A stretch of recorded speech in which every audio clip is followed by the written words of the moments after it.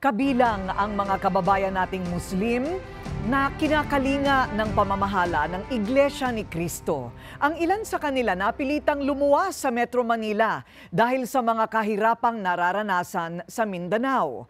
Bukod sa care packages, nagkaloob ng libreng serbisyong medikal at namahagi ng libreng gamot.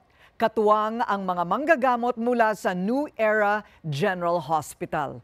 Kilalanin ang ilan sa mga natulungan sa report ni Alex Santos. Tingnan lang ng bigas para sa amin. Na namin kasi hindi nakakain tulad namin. Masakit din sa tiyan, hindi kumain, kakaginig ng kalamnan.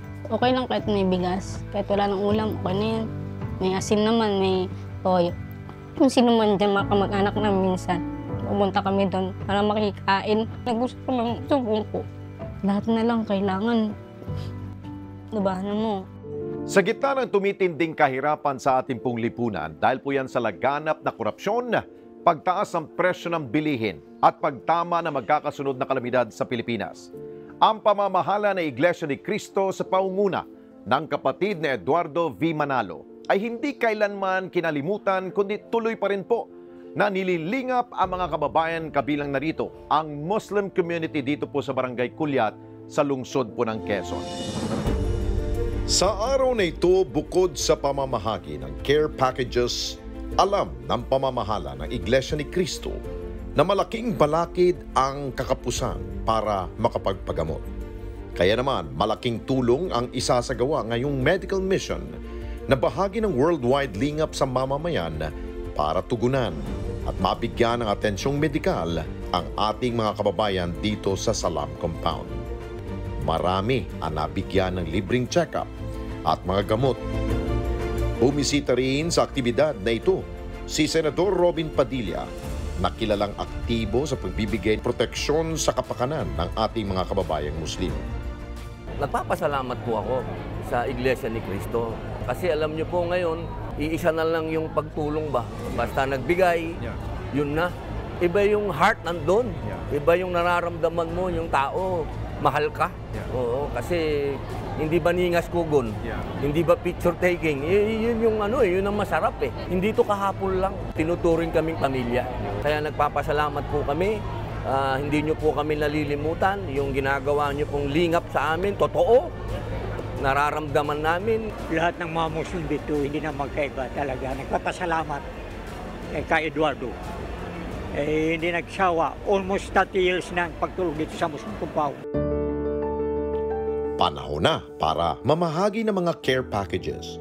Kitang-kitang saya ng ating mga kababayan. Ito laging sobra-sobra yung binibigay ninyong biyaya. Maraming salamat po kay Eduardo Manalo sa kada taon na pagbibigay ng saya po sa amin. Isa si Hasmen sa libu-libong pumila at nakatanggap ng care packages. At tulad ng marami, si Hasmen nakatagpo ng karamay sa hirap na kanilang pinagdaraanan. Para sa amin, malaki din makakain kami ng maayos. Sobrang sarap na sa pakiramdam na may ganitong masyadong lagi. Sobrang saya namin. Maraming salamat po sa Iglesia ni Cristo. Malaking tulong po sa amin ang lingap na aming natanggap. Kami pong lahat na kamusliman, hindi lamang po sa Pilipinas, kundi sa buong mundo, kami po ay nagpupugay at bumabati ng maligayang kaarawan sa ating pong mahal namin kapatid na Eduardo V. Manalo. Happy birthday po. Alam niyo po, bihira po yung ganito. Minsan, nakasanayan na po ng mga Pilipino na kapag siya yung may birthday, siya yung nag-aabang ng regalo. Pero kayo po iba eh. Kapag ka-birthday niyo po, kayo po ang nagbibigay. Ito po ay isang palatandaan talaga na ang Panginoon Diyos po ay nasa inyo. Nasa inyo pong puso, nasa inyong kaluluwa. Totoong hindi hadlang ang anumang sakuna, sakit, kalamidad o kahirapan para maipaabot po ang tulong sa mga higit na nangangailangan. Sa panahon ng mga pagsubok, ang proyektong lingap sa mamamayan ng Iglesia ni Cristo ay lalo pang nagiging katuwang ng pamahalaan upang mag-abot ng tulong sa ating po mga kababayan.